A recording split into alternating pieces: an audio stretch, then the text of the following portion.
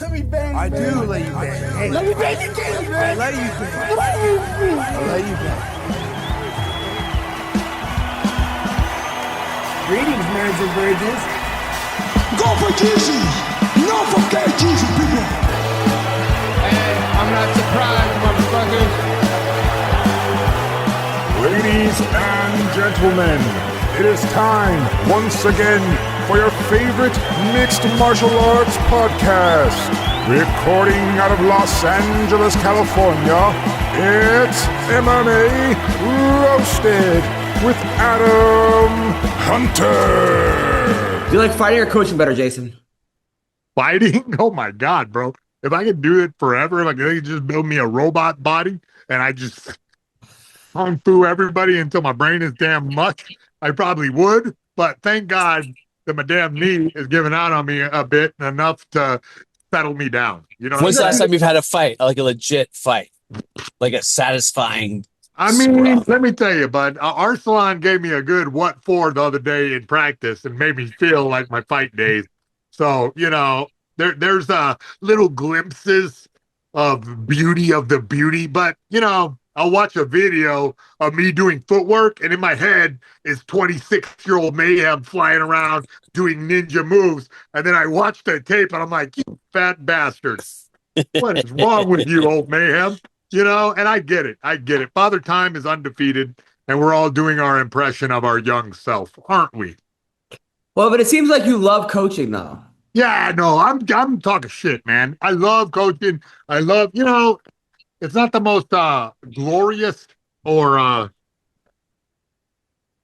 what do you call it? Like rewarding, neither financially, nor physically, nor mentally, nor emotionally or spiritually. However, yeah. But what's left? You just named all the adverbs. What's left? Yeah, no, you know what? Watching them boys raise their hand at the end of it gives some kind of like better than orgasm. You know, it's like a weird, deep, like watching your techniques survive. Validation, right? Yeah.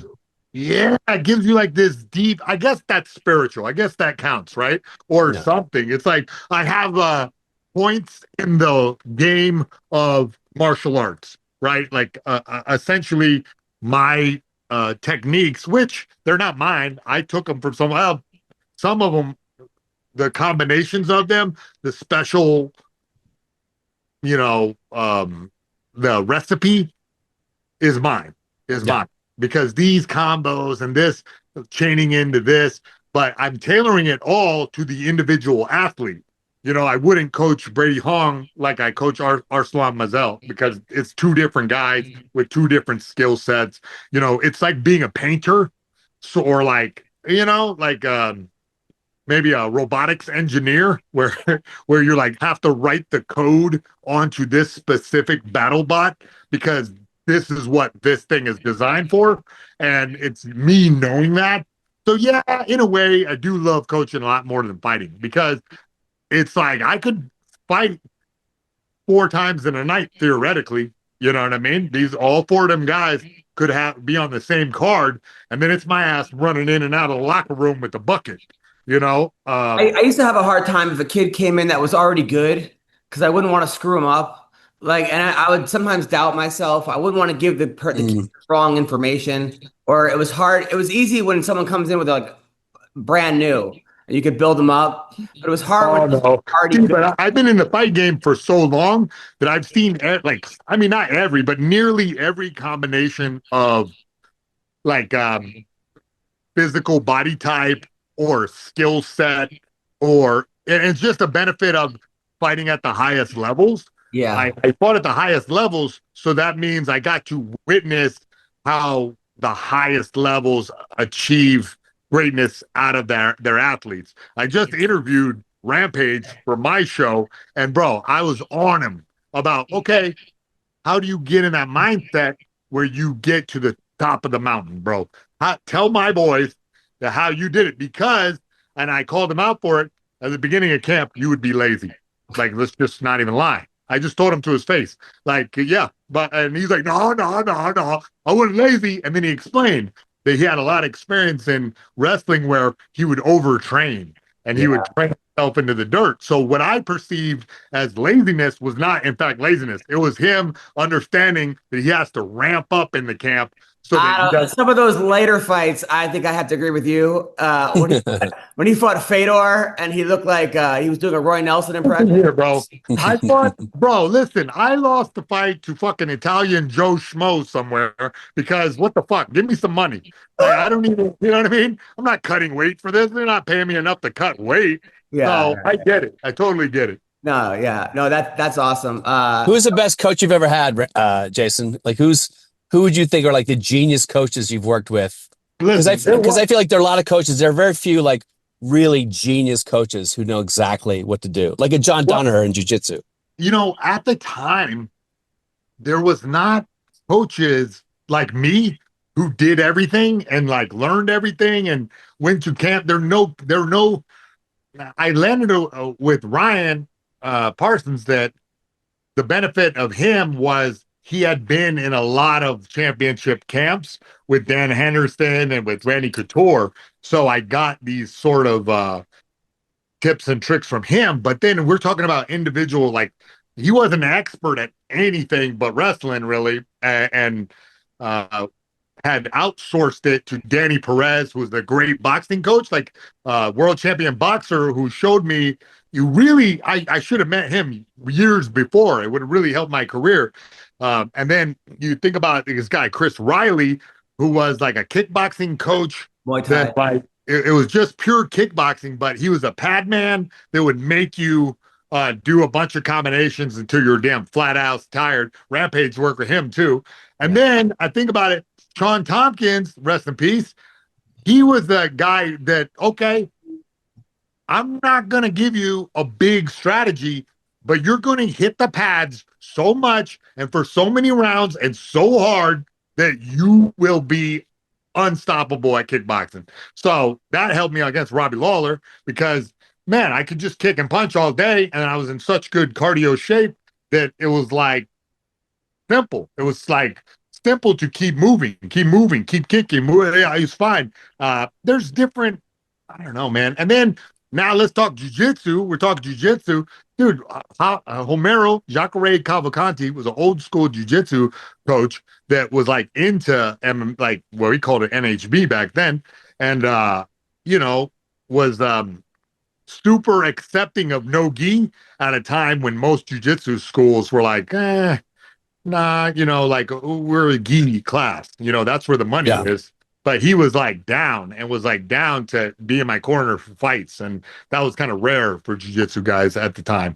So I think that the best coaches nowadays are doing some combination of performance training, and specific technical work, because we've all realized that sparring all by itself is not the way. You have to have a lot of technical work. And I've noticed that as I've aged that the dudes that do, the whole Bruce Lee thing, one kick 1,000 times is 10,000 times, whatever, is that old adage proves true. Yeah, no, that's 100% true. But that's what I personally, I did jiu-jitsu for a little bit. I didn't stick with it once I tore my ACL. I would keep telling myself I'm going to go back, blah, blah, blah. But I always struggle with jiu-jitsu because with wrestling, you learn from the ground up. Like you learn from like the very basics to singles, to doubles, to hand control, to snap downs. Whereas jiu-jitsu, I would just walk into a class that I felt like I was walking in especially 10th Planet. I was walking in, that's the problem. 10th in the Planet. middle of, 10th grade. Like I was, physics. And I'm like, okay, here's a 9-point sweep. And they're like, oh, just keep coming back. And yes, I'm not. I mean, they're doing heel hooks and you're brand new. They're doing I didn't have That's 5 days a ridiculous. week to keep doing it. I'm like, can I just learn a triangle first and an arm bar or this or that? But I mean, I guess that there aren't enough people out there that were in my category that needed to learn from step one. But that was always the issue that I had with jiu-jitsu, was that 100%. I didn't really understand. It wasn't broken down kind of like wrestling was for me. Well, Adam, let me say this. My jiu-jitsu guy, my guy who is, he's from a red belt, Masa Mansour, one of like 40 red belts in the world. And he's very old school traditional. So when people come in, like Piven, I brought Piven in, right? And Piven put on the gi and the white belt. And his first thing is like, learn defense, like learn basic defense and basic grips. And people, people want to jump right away to the 10th grade, like you said. They don't want to start from, so they get bored really. Like if you're just, he doesn't let you roll for the first 2 weeks. Now, listen, I'm going to toot my own horn because I do run into like the new guys and start and work out with some new guys here and there. Dude, I have like, for me, I make it a game. Everything is a game so that guys understand concepts before they get into like you said, physics. You know what I'm saying? I slow everything down to ABCs. It's something I learned as a dog trainer, believe it or not, is that when you're trying to teach a dog a trick, you have to get him to like break it down to ABCs, they call it, where you simplify every little bit of it, where instead of going, here's a 10-point move, we go, here's the first part of the move. Yeah. Here's the first part of the move. Do that 10 times. I even do it with the pro guys. The pro guys, like, they don't all know. Like, I came from wrestling, high school wrestling, so I knew a fucking, a single leg. I knew a sweep single. I didn't even know the name of it because we just did it. It's just a wrap arm single, right? But you don't need that word if you've been doing it for such a long time. So I break it down to bits. Let's just get on the entry. Let's just get on the entry. Do the entry over and over. Okay, now start on the entry and then go to the next step. It makes it way simpler for the guys. That was always my issue because I was learning like, okay, here's an electric chair. And I'm like, okay. No, bro, listen. You shouldn't even touch that until like 8 years in. I have had a long standing, and I'm ready to like be public about it because fucking Joe Rogan ain't my friend anymore. Eddie Bravo, bleep me for that. But I'm just saying, brilliant marketing to name every stupid position in the entire world. Great idea. So now you have a bunch of dopes that think they know jiu-jitsu before they know it because they know all the names to the stupid moves. I get it. It's great. It's brilliant.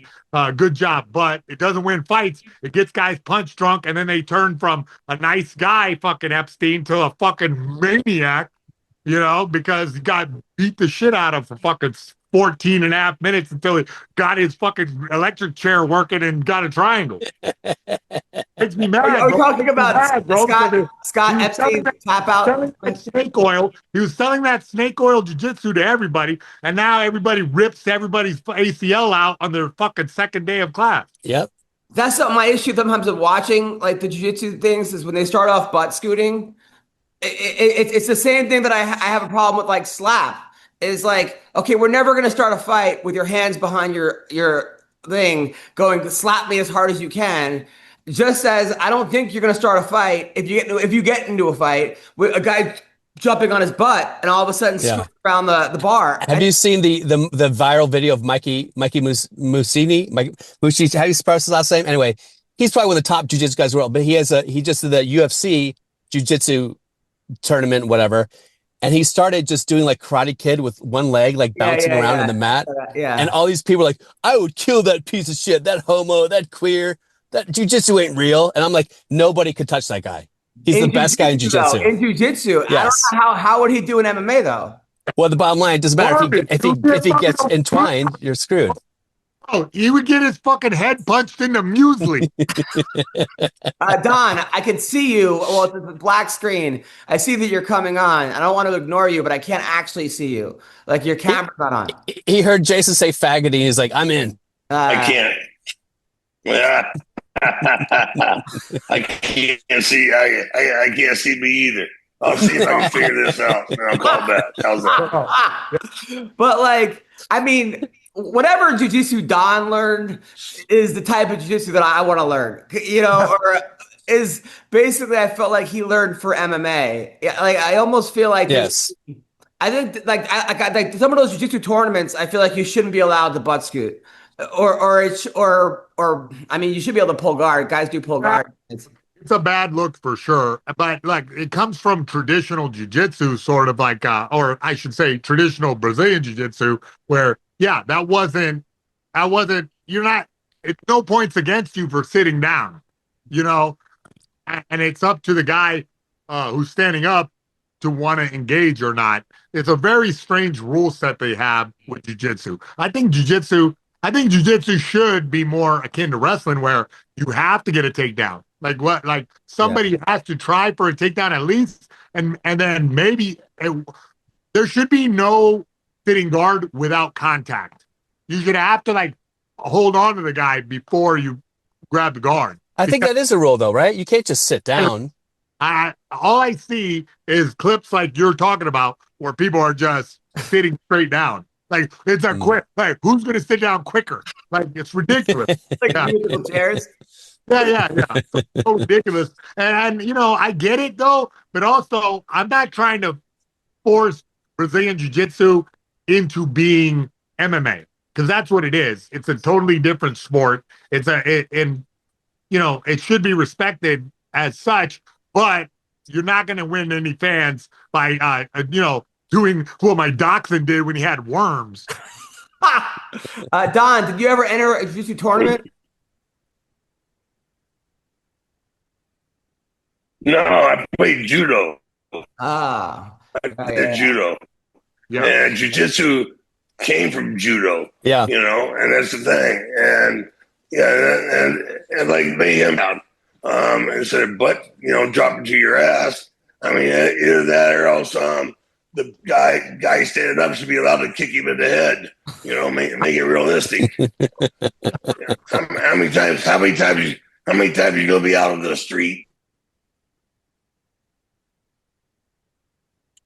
It always happens. Yeah, it always happens. But I can almost finish. Now, Don, I saw you at the last UFC 320. You and Mark Coleman. It was pretty awesome.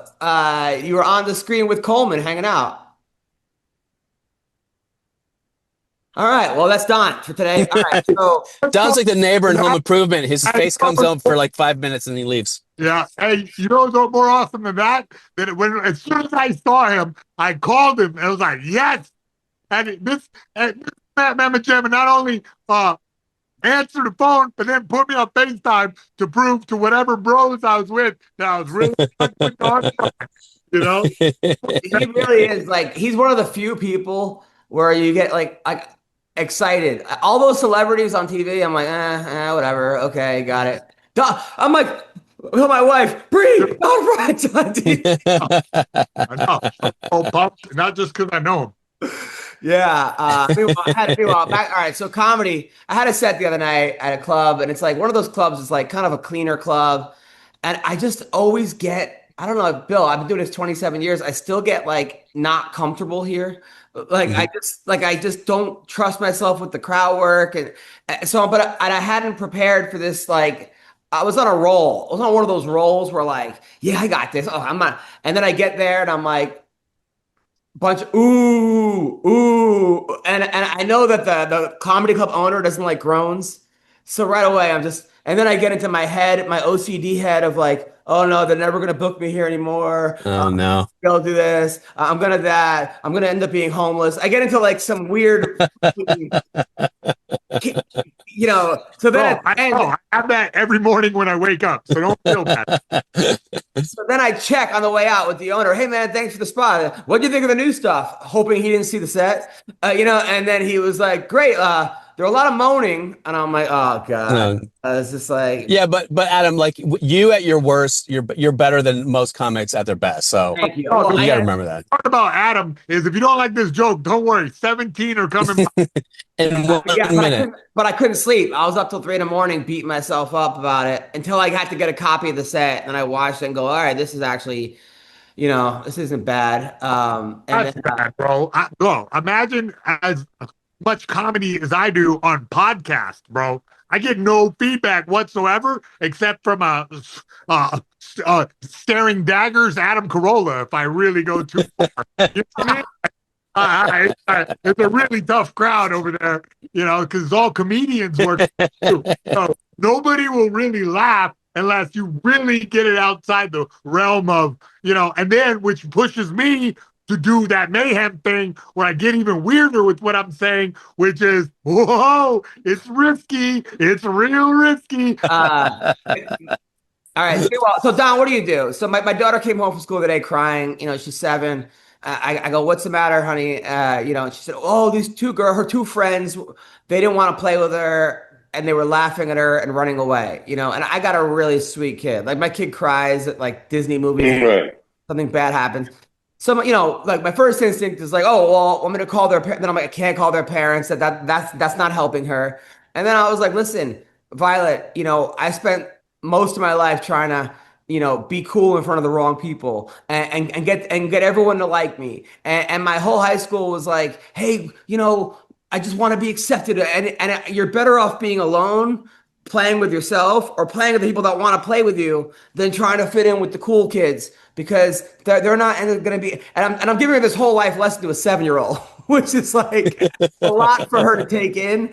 And tell her about her period too. No, I did not talk about her period. Thank you, Jason, for suggesting that.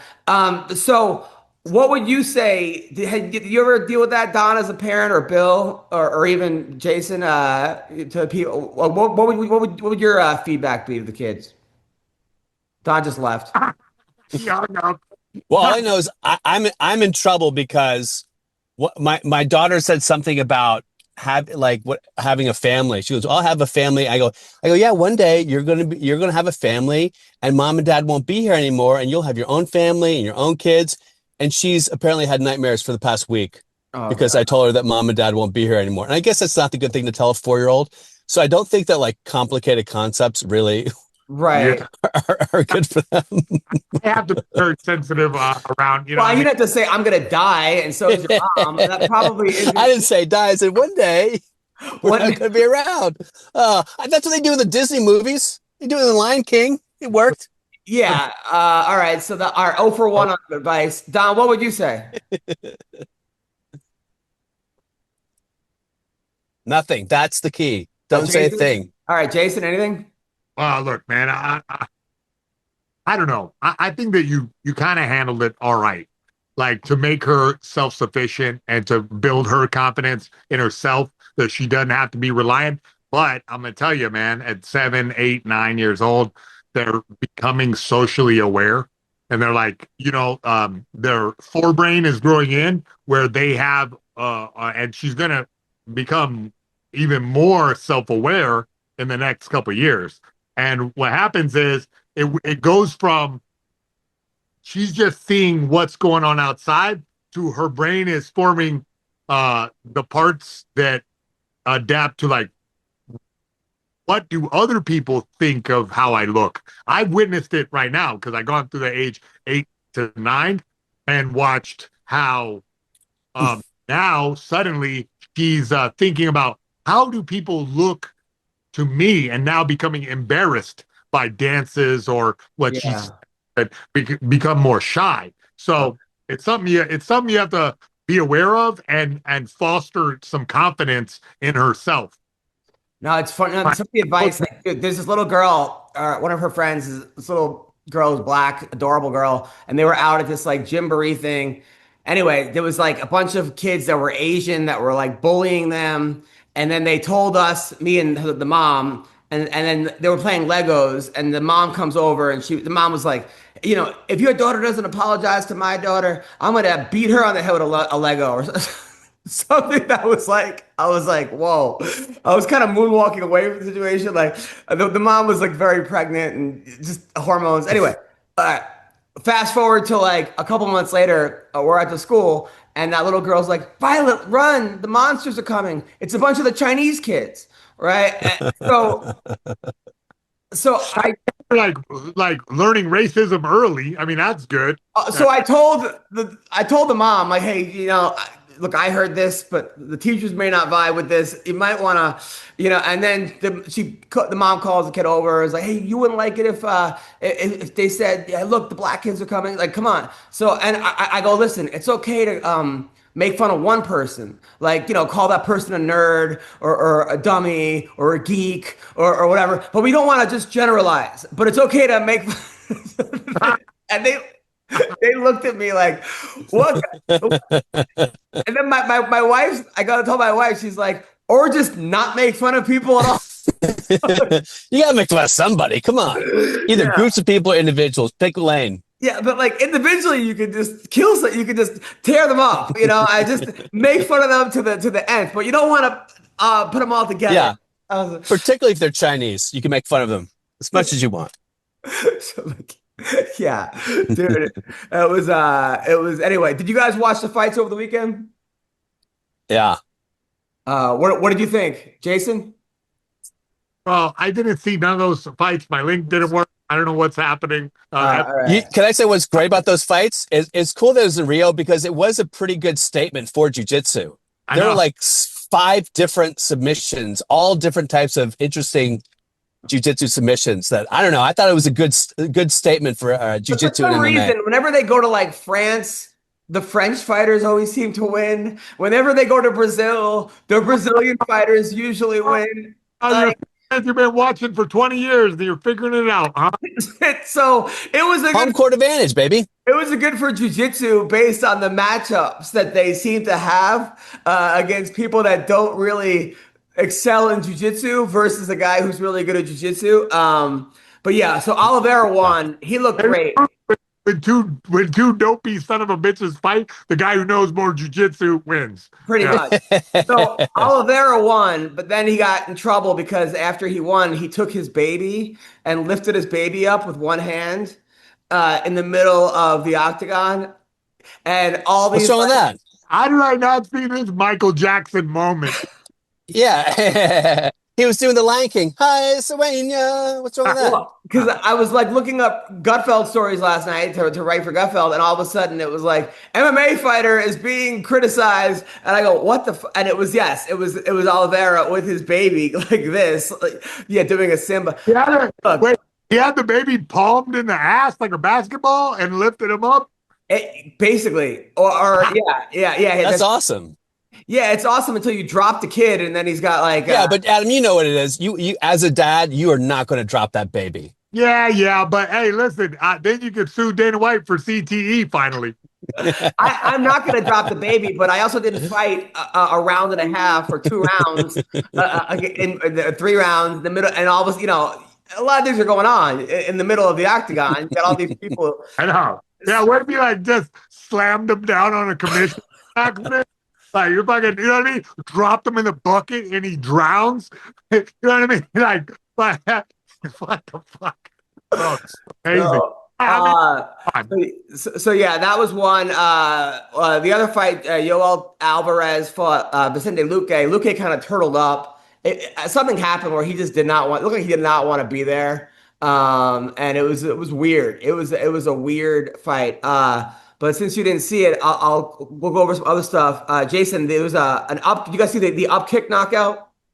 Oh, I missed that one. That wasn't. It wasn't at the event. It was just like I think it was in one championship fight. So here we go. So look, here we go, Jake. Oh, nice. Oh, sorry, man, I can't see it. What happened? You can't see it. Oh yeah, it was a classic up kick. Oh my goodness! Straight up uppercut. Yeah, no, that's not a classic up kick. Nope. On the contrary, really, axe kick. This is kind of a new version. Like Game Time, NFL playoffs. One of the greatest things you can do is go to an NFL playoff game. Okay, you get to go with other fans. You have fun. You take your family. Listen, Game Time has a new feature called Game Time Picks that makes getting tickets for events even easier. Game Time filters out the fluff to show you only the incredible deals on great seats. You don't have to waste time searching through thousands of tickets to find the best value, okay? Make it you can save time, and saving time is money. Time is valuable, all right? You pick an upcoming game, You browse through the ticket deals on Game Time Picks, and it's so easy. I do it all the time. I go to concerts on with Game Time. I go to NFL games. I go to WNBA games. Okay, you can go to MMA events. All right, they have curated deals that make it easier to find the best price to get great seats. They have the super deal, which is the best value for that event. You get the seat views, so you don't like stuck behind a goalpost or you're sitting in the parking lot, whatever it is. They have the lowest price guarantee, and they have event cancellation protection, job loss protection, etc. All right, go to Game Time Picks. All right, they make it easier for sports, concerts, comedy, theater. They have all-in pricing. You get the seat views, you get ticket coverage, and you get the lowest price guarantee, or Game Time will credit you 110% of the difference. What are you waiting for, people? Download the Game Time app, create an account, and use the code CLNS for $20 off your first purchase. That's right. Create an account, redeem your code CLNS for $20 off. All right. Download Game Time today. Last minute tickets, lowest price guaranteed. I'm telling you, it's awesome. You're going to thank me later. Check it out right now. Me and Fabricio used to work this, but we would always go to the body, but it's kind of like you lift up with your hips and hack down with your heel. Oh, so the force is coming down, it's not up? From that angle, it looks like he was kicking up, but really he was kicking up and like hammer fisting with his heel, you know? Yeah, that was a good one. Damn, that was a good one. I mean, there's now new ways to lose. It sucks. I mean, you think like, I got a guy down. I mean, that wouldn't be like, man. But this is man, it's just that, look, everything gets reinvented over and over again. The Western world is now realizing, oops, Dagestanis know how to wrestle real good. And we're like rediscovering wrestling again because the paradigm has rewarded you for being a striker, even a so-so striker, as long as you brawl it out. And Dana keeps awarding contracts for that. The fans want to see a fucking knockout. I get it, totally. But then comes Dagestani in with a nice wrestling takedowns and so everybody's relearning that.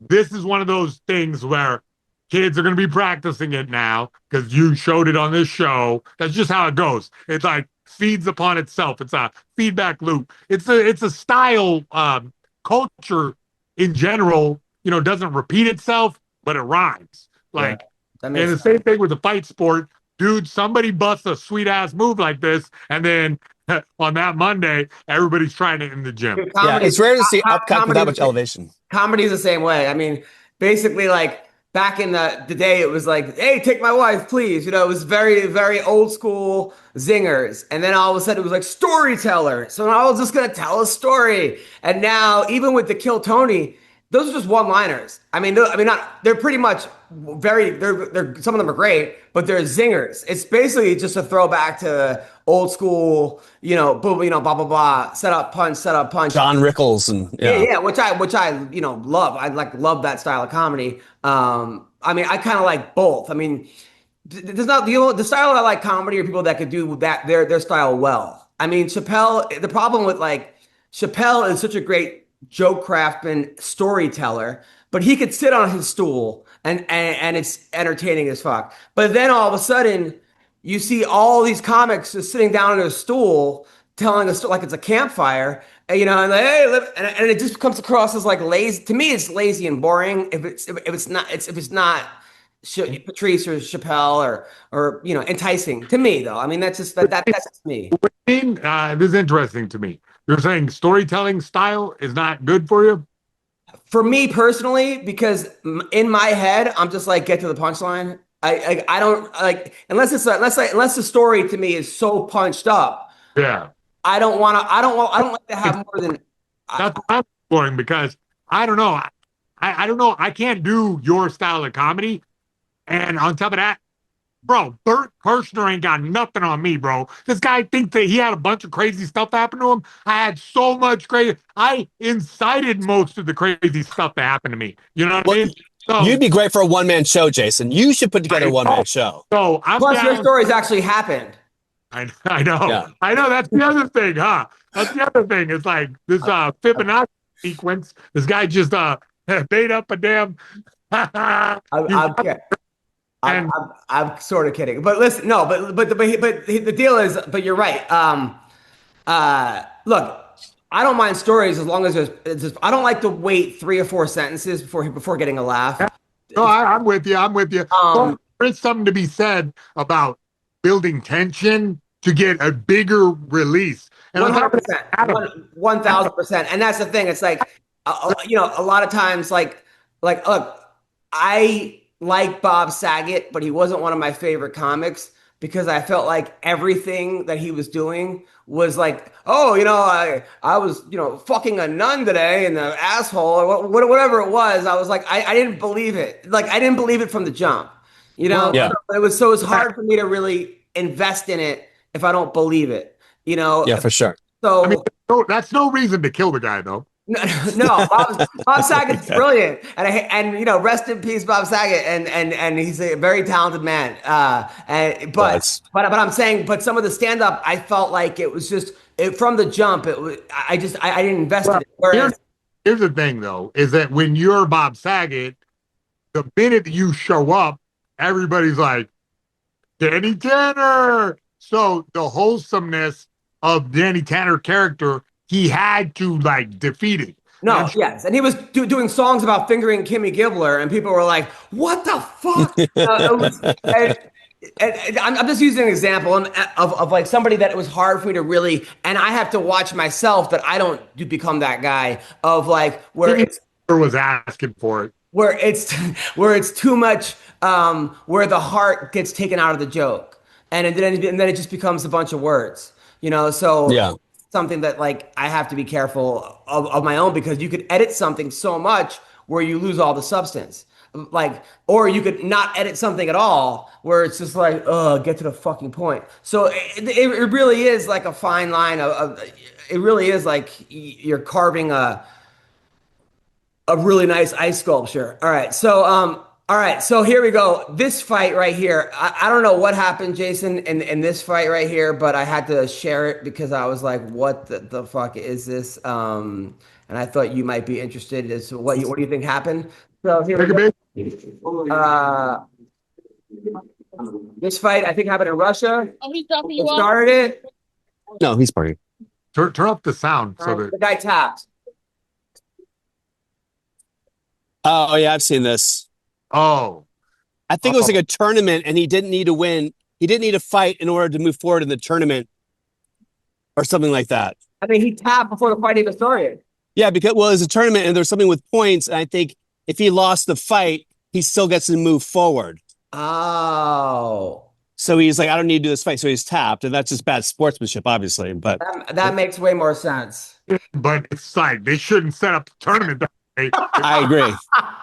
You hack the system. Like, why? If I got one more fight tonight, and I for sure, and it don't matter what happens in this, why on earth would you set up the tournament that way? And I mean, look, obviously the guy wasn't in great shape anyway. He's wearing a shirt.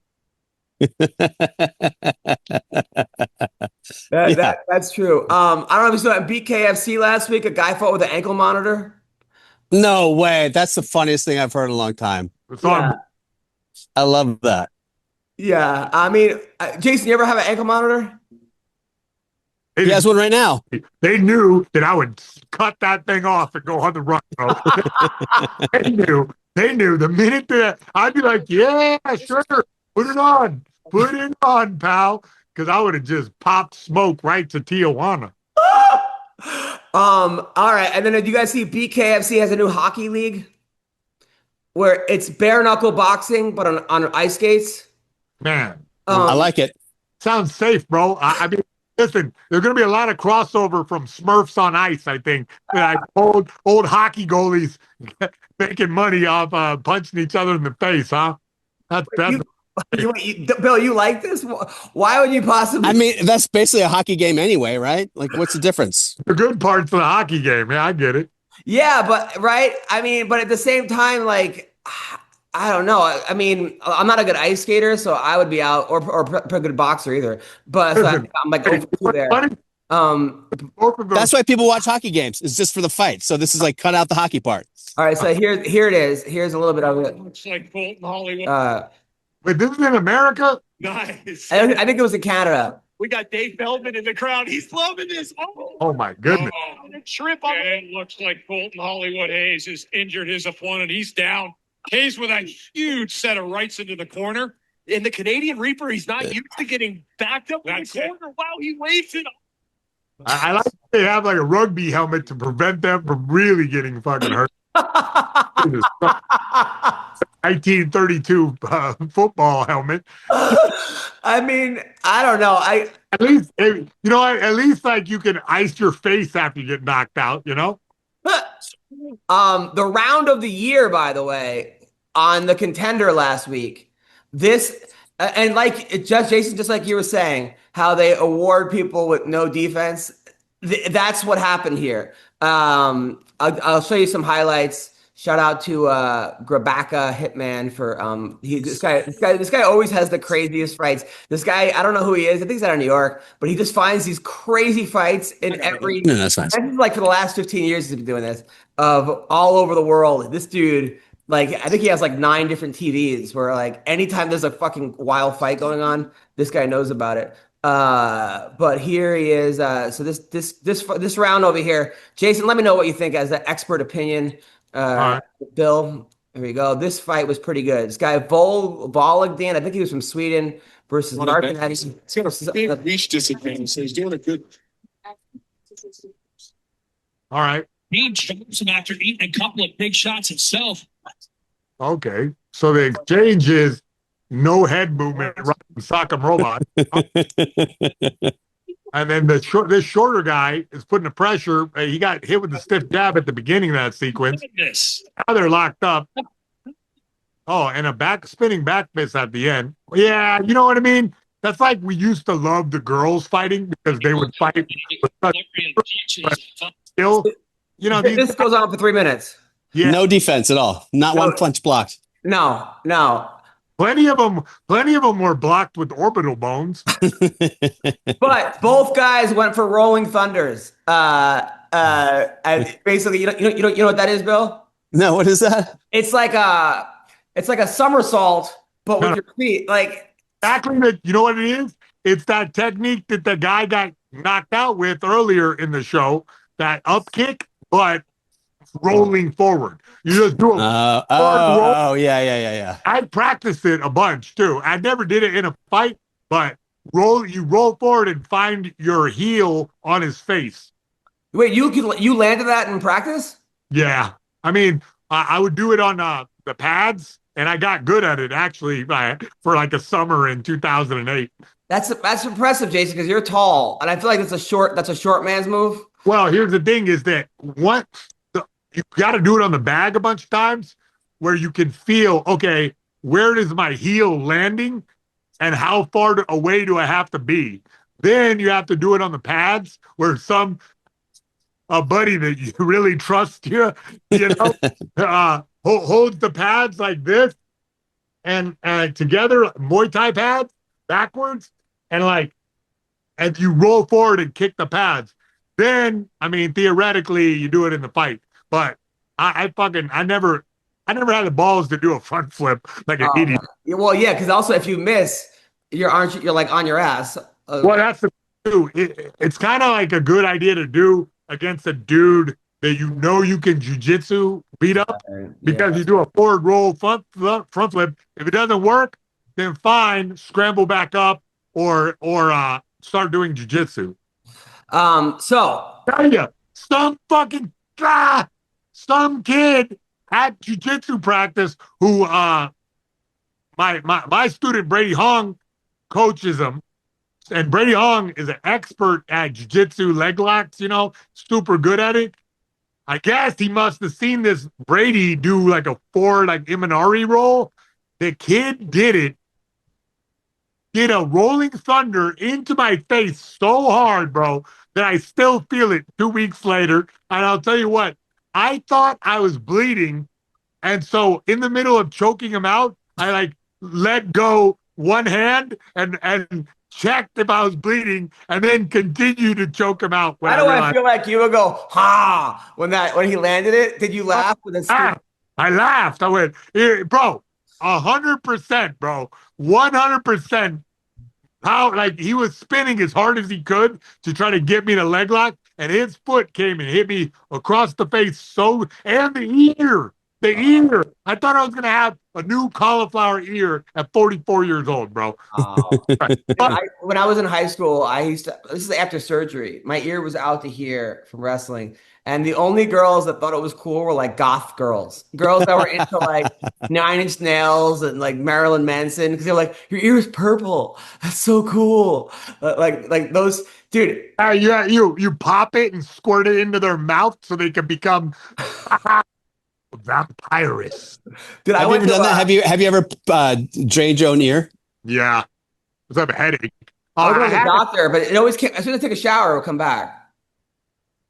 Like, yeah, I mean, the thing is that really the way to do it is like you got to get a doctor to fucking you drain it, and then they put a stitch in it so that the two sides stick to each other, and then they tell you don't wrestle for 6 weeks. Yeah, so you can't not wrestle. So what do? You know? Right. Yeah. Right. I was so curious, like one time, like in high school, this girl was like sucking on my ear. We were hooking up, and then she was slowly going to the other one. And I'm like, oh no, how am I gonna fucking explain this? So I beat her to it. I'm like, ow, look what you did, just to fuck with her. Yeah, girls think it's hot. Come on. Now, back in 1996. All right, you're right. Yeah, you're right. Cauliflowers used to be really gross, and now they're kind of cool. It was not that hot at all. Like now, whenever I'm at a bar or a club and someone's starting shit with someone, I just look at their ears. I go 100%. 100% go, all right, like because you could tell if they have a flat nose and their ears are still fucking. You're like, yeah. I could pretty much call who's gonna win this one. I only have a little bit of cauliflower because I'm only a little good at jiu-jitsu. Yeah. Well, somebody should have sent the memo to that guy 3 to 5 years ago. Yeah, exactly. So, all right. I got some news stories to go over, and then we'll go over to fights this week. So one of a judge in Georgia, Jason, had to resign after getting a DUI outside Wacko's strip club in Florida. Let me tell you, bud. I had a lawyer. Look, I got into a kerfuffle, as I am known to do, at a nice bar in Atlanta.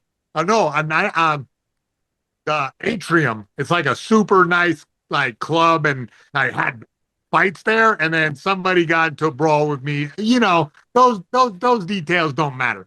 But I had a lawyer that everybody suggested that they partied with in Atlanta. They're like, he's a judge, bro. He's a judge. He's a judge. So I'm sitting up there at the court with the lawyer and the damn the judge is staring me in the face and like saying, well, he doesn't look like a heavyweight prize fighter. Like they're saying that I assault with a deadly weapon because this guy got in a fight with me and lost. And this is like 100 years ago. Now, this judge was like taking notes vociferous, like scribbling, and like I'm like, oh, that's good. But then as the proceedings went on, I realized like, oh man, I'm gonna like be stuck on probation or go to jail or something. And like, and I look over at his notes, and he's just drawing circles and like, I felt like stopping him and going, can I get a redo? That's fair. I always went to Wackadoo's strip club. You heard of Wacko Strip Club? Fuck yeah. Oh, dude, have you ever been to that strip club in Atlanta? I went to one in Atlanta. Girls have like hairy vaginas, and they're like old. They're like 90 years old. One chick was breaking beer cans with her tits. Like, I think they closed it down. I walk in there, and what's his name was in there? Who was it? It was I think it was Bill Murray and Woody Harrelson. Were they in Zombieland together? Who was it? Yeah. They were in there too. It was the most random. These chicks were like 90 years old, and they were breaking shit with their tits. I mean, it was like known for being the worst strip club, but then they had bands. Yeah, it was. I love it. It was in. I think pretty sure it closed down, but it was amazing. All right, so Katy Perry was making out with Justin Trudeau on a boat last night. Whoa. Rumored of them dating. He had his shirt off, wearing jeans, grabbing her ass. She was wearing if you're trying to show someone that you're straight, that's what you're going to do. Listen, you know, as an American, we're glad you can have her. She's pretty hot. I don't care. Yeah, I agree. She is hot. I told you when I met him at Russell Peters' show, right? He was backstage, and they told me don't make any jokes about Trudeau because he's here, and don't point him out because he'll get booed out of the arena. And I go backstage like, you want to meet him? And he was actually really nice. And then I go, I heard you had a boxing match. And then Russell's like, I do jiu-jitsu. And he pulls guard and goes, look at me, I'm tough. I do jiu-jitsu. Fucking Prime Minister of Canada, like saying this. I don't know if you guys noticed it in Portland, Oregon, Bill. Yesterday, protesters staged an emergency naked bike ride. Thank God, finally. A bunch of people rode around naked. It was an emergency, so did it solve the problem? Yeah, some of the bikes didn't have seats for the men.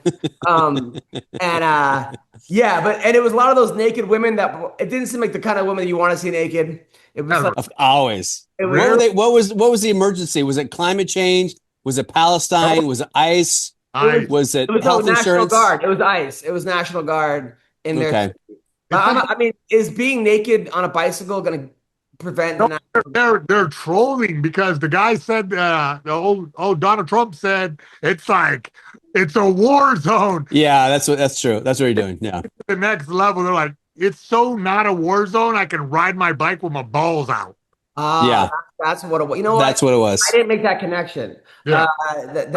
See them dancing around like in a frog costume. Yeah, exactly. Yeah, and then I don't know if you saw this. There was a girl in a frog costume, and or I don't know if it was a guy or girl, and they had to pepper spray him, so they put the pepper spray up the frog's ass. That was the only. No way. Yeah, are you serious? That was the only opening. Oh, I mean, but everyone knows frogs absorb through their skin. They should just spray the skin. What? They should have just stupid joke. Yeah, no, for real. He put it up his ass. Harvard University hired a drag queen named Lahore Vajistan. I don't know if to teach a class on gender studies and RuPaul's Drag Race. It's Bill Brown, right? Subject. This is a subject matter that every American needs to know. So I'm so glad that we're putting our tax dollars to work. Yeah. No, I went to Princeton. That's the more racist of the Ivy Leagues. But if you're going to have a class on RuPaul's Drag Race, I would say you should get Lahore Vajistan. All right, a female founded. I'm surprised she's available, but okay. A female-founded sexual wellness brand is launching a vibrator meant to be used while giving birth that can give women orgasms while the baby comes out. My wife would not do that.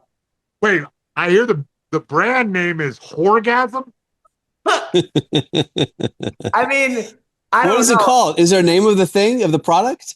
Let me see. I don't know if I just wrote down the thing. I couldn't even think of. I mean, there was so many punchlines. I was gonna say, Adam, this is perfect for you to come up with like 10 names of things. Yeah, I didn't think of this name. But yeah, I mean, do you think women are going to do that? They're going to start, masturbating while childbirth? A good way to clear the room, I guess. All right, so this says, all right, here we go. It's going to have a whole new category on Pornhub, I'll tell you that. I mean, giving birth is a very intimate thing, also kind of embarrassing, like, for women. I know, like, what the hell? Like, how would you feel if your mom was gooning before your birth? By the time you gooning? I've never heard that. Gooning? Yeah, she's gooning, you know what I mean? Like, masturbating, right? I've never heard that before. Okay. Yeah, that's what the kids call it, bro. Gooning, but you know what I mean? You grow up to be like a super villain like Bane. I was born in the goon. I've been all my life. Yeah, you're right. You're right. That is the funny. The article is, do you ever think Lamaze is great, but it could be sexier?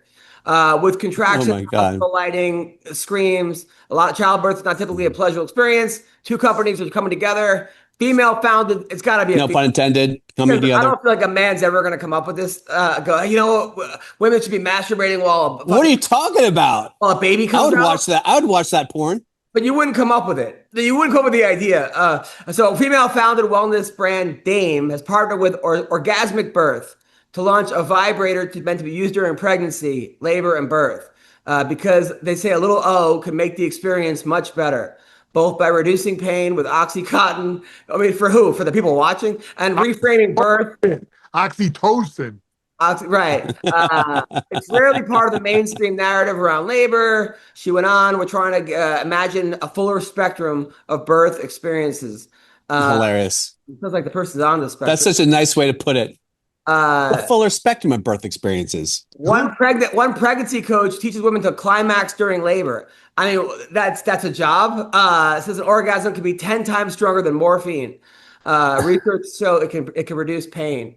They have the picture of the product too. How does it work? Does it work? Imagine you have a big dent on your head because you're coming out and your fucking woman's using a vibrator on you. I mean, how do you? So what next? Men are just gonna be like licking their clit while they're having a baby? Yeah, why not that? And then, like, you accidentally lick your son in the mouth. No, I don't know, Bill, how men licking. I think it's women by themselves. Men aren't licking the clit. I'm just saying, what's the difference? What's the difference between the woman? You just inserted a man into this. Like a girl's taking a product, the thing's popping out, and she's. I mean, can you illustrate that again, Adam? Please illustrate. Yeah. Is this product multi-use? I mean, can it do prostate massages? What if she's a squirter? I mean, can you imagine like the baby flies across the room? The placenta comes out. It's like when you says like alien, like hits him in the face. Strike oil and like it just fucking squirts and I mean, you talk about a kid who's gonna like water slides when he's older, but like, yeah, I don't know about that one. I mean, you think it'll sell a lot of products, Jason, or no? Puts him across onto the table and he's like, "Hello, my baby. Hello, my darling." Oh my god. Just say it, bro. Don't have such a closed mind about it. You know what? I told my wife about it. She goes, "Ew." I think a lot of women are not really gonna, be into that. But who knows? I mean, I think after it's like some people have like 7 or 8 babies. I mean, after 5, you might feel like a hack or something. You want to mix it up. You don't want to do the same. Like after 3, you know what I mean? You like take the anal beads and rip them out at the same time the baby's coming out, and you get everything done at one time. This reminds me, this might be the next wave of things, because back in the day, we would treat women for like hysteria by just gooning them. You know what I mean? Give them a vibrator, and then all of a sudden they're fixed. I thought gooning was like somebody who likes to fuck a lot. Gooning is, they wish. Gooning is like beating off, bro. Bro, I didn't know this either. I hang out, remember, I'm coaching young dudes, and they're like saying these new words, and I'm like the pipeline, bro. Like, I know all the stuff that the 20-year-olds are talking about way before everyone else. It's very strange. So I don't know if you guys saw the Florida A&M announcer. Okay, so they had these like cheerleaders. I think they're called like the something bees. They're like basically voluptuous women, and they were dancing. They could call them D's or E's, So they were dancing during halftime, and the guy announcer goes, "Give it up for the new faces of Ozempic." Oh yeah, I heard about that. Which people were very upset at this guy. I think he had to apologize. Why did he say this? Because they all got thin? No, because they're fat. Adam is being very PC by saying voluptuous. Oh, they're fat, not pH fat. Capital F fat. So they're called the Fs. All right. So Dana White says at the White House UFC event, they're going to start at the Oval Office and then walk to the octagon. So the fighters are going to warm up in the Oval Office and then walk from. We really are in the strangest timeline, man. We really are. Mayhem's face was like that can't be real. There's no way that could be real. That's way too much national security risk. Are you serious? Yeah. Donald Trump is a dumbass for letting this happen, because here's the thing: is that I have 50 professional fights. I have hocked the loogie on every floor. Not right. I'm saying, bro, Donald Trump is is the boss of Golden Palaces, bro. He does not know what kind of before we're going out to fight. Somebody needs to tell him, bro. Because you know what? I really wish Diego Sanchez was still fighting because having him hold on, going yes. Diego Sanchez might take a dump in the fucking Resolute desk. Can you imagine Diego walking out with the Bible going, yes, yes, from the office? I mean, I love it. Diego Sanchez flipping open the nuclear codes and guessing right first. He presses a button and all of a sudden the whole country blows up. Like, it does boom, bro. All of a sudden, Colorado starts rumbling, and then the mountains scale back, and ICBMs fly up to Ukraine. Yeah, you thought Russia. You know what? I kind of like these. I kind of like this news story segment. I think it's adding something to this podcast. You're gonna get rid of MMA in the title. This shit. America a California roasted. woman known as the Butt Lady. She said she was a doctor. She wasn't licensed. She's found guilty of murdering an actress that was on Married with Children by giving her botched silicone injections in her ass. Yeah, she's known as the Butler. Now she's in deep shit. So the girl was the girl was in the MC Hammers. Young MC's Bust a Move music video. She was one of the dancers. That's the one who died. Rest in peace. Her funeral was attended by her best friend Harry, who had a brother Larry. In 5 days from and oh my god. Yeah. And Lionel Richie, his fans are very upset because they showed up to a Times Square concert venue expecting a performance, only to hear him rattle on about his new book for an hour. So, Lionel Richie. Oh man, did he say hello? Dressed in yellow, come sit next to me. Nice callback. You just combine the songs. That's amazing. Those are my news stories. This week is UFC Vancouver. There's some good fights this week. You guys, let's see who's on this. I've been going there for tax purposes, like Hollywood. UFC Vancouver, but it's actually a good fight. It's actually a good card. So let me see if we got it. So UFC Vancouver, MMA Junkie, blah, blah, blah. Yeah, so tax purposes. Oh, and then BJ Penn, unfortunately, is now under, let me see, BJ Penn, it said is... Unfortunately nothing, bro. Is he busted?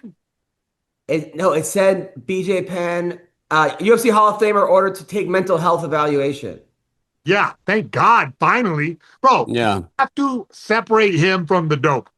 I mean, you know what I mean? Before I was very nervous and didn't want to say nothing and blah, blah, blah to be nice to him. But at this stage in the game, look, I know he's doing drugs of some sort or another, and he needs to stop. And the only way he's going to clean up is if he's locked away from the drugs and has a chance to grow his brain back and like go, oh, I don't need that. I don't need those friends and move on because it's bad. You don't think it could be CTE, Jason? Listen, I'll tell you what, getting hit in the head a lot will make you more impulsive. And if you have a lot of friends around that do drugs, your impulse is to do drugs. And I'm telling you, yeah, maybe. But listen, I watched that silly video, or I don't know if it was it wasn't even body cam. It was one of his high friends saying high friend stuff. He was like, oh, I need your wallet. What? You're going to jail? Some other guy wants your wallet. Like, bro, that's like drug stuff. Hey, I need your wallet for something. Yeah. Because everyone's getting high over there. I can't prove it. He didn't piss in a cup. But all of like the getting high and getting drunk and friends party house, I've done it before. That's what it sounds like. Yeah. So I was at your party house when that was happening. That was you didn't even see. You saw the very beginning. I know. Like, later on, it turned into BJ. It got a lot more P Diddy. It got a lot more BJ Penn. It was sounded exactly like that. There are all these hanger-on people who are like just taking my money and taking my drugs. When I was in jail. I'm super proud of you now, man. Because it wasn't easy. I had to reinvent my entire self, bro, because I was so in that life and it was self-sustaining where everybody, I could have done that forever until I died. And I hope BJ doesn't go through that. Like, I hope it's not, and everyone's telling me, oh, go help him, go help him. What am I going to do? You going to me or something, or you know what I mean? Shoot me when I go over there. So, it's not, it's coming from the heart. If I didn't care, I wouldn't say anything, but I care, and I want him to rise up above this like I know he can. So this week it's RDR against Brandon Allen. Allen's a badass fighter from Tennessee or something. It's just and RDR is he's the guy that beat Bo Nickel, and he also is coming off a win over Robert Whitaker. He beat Kevin Holland. He beat Mershart. I mean, he could be a championship for sure. Is he French or what is he? I think he's what? Yeah, I don't know. Somebody give me that. What flag is that? It looks like team's flag. But Brandon Allen his nickname is All In, which is badass too. Yeah, he beat Marvin Vittori. He lost to Anthony Hernandez and Emavav. Beat Chris Curtis. Beat Paul Craig. So this should be a good main event. Kevin Holland is fighting Mike Malott. Kevin Holland's one of those guys. Beats everyone I think he's going to lose to. Loses the guy I think he's going to win. It's really Marlon Vera's fighting on this against Zahabi. Have you ever met Faraz, Jason? Yeah. It's his brother, who's a 13-2. That's great. Oh, that's good. Faraz, that's his brother. It looks like him. Yeah. He's good. He's really good. He beat Jose Aldo, Pedro Munoz. He hasn't lost since 2019. So this should be a good fight as well. Marlon Vera is awesome. So that's Cody Gibson. He's the guy he came on our podcast. He was the school teacher that was canvassing for Bernie Sanders. Made to the UFC, then got cut and back to the UFC. Matt Steamroller Frivola is in the card versus Kyle Nelson. Charles Jourdain, he's the guy that has like a mullet but is bald for some reason. Versus David Grant. Bruno Silva. I mean, this is a good card. This is a good, solid card. So I'm looking forward to it. What do you got coming up, Mayhem? I don't know, man. There's Fight Circus this weekend. Should I go fight in it? Are you serious? Yeah. They offer you a fight? Yeah. What? What kind of fight? It's in Vegas. I don't know. Well, you should find out what kind of fight it is, right? I don't care. Pillow fight? How much is the pay good? I guess so. Let's see if it works out. I'll tell you. But anyway, I'm sure that it's going down out there. I think it'll be fun. I think you'll kick ass. You're in great shape. I think, as long as you don't get hurt, I don't think you're gonna get hurt. You do card-jitsu, right? Yeah, probably. Yeah. I don't know. I did the announcing for it a while back, and I thought it's ridiculous. But yeah, I think it'll be fun. Just don't party. Don't party. Link my new YouTube show up, bro. I gotta have you guys on. Can you please come on my show? Yeah, and send me the link. I'm here this weekend. I'm here this week.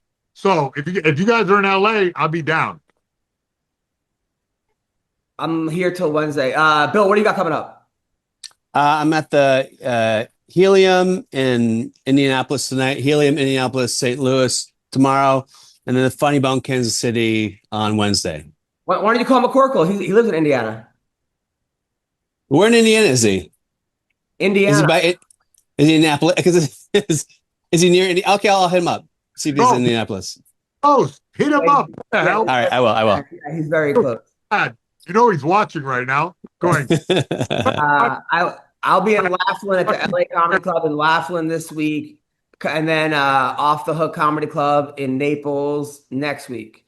And then I'm with Jeremy. I'm not with Jeremy. I'm with Russell Peters all in Canada, all of November, all around Canada, like Saskatchewan, like some crazy places, New Prince and stuff like that. So thank you guys. You guys are the best. Love you guys. I'm going to edit now. You guys are the best. Take care, guys. All right, bye.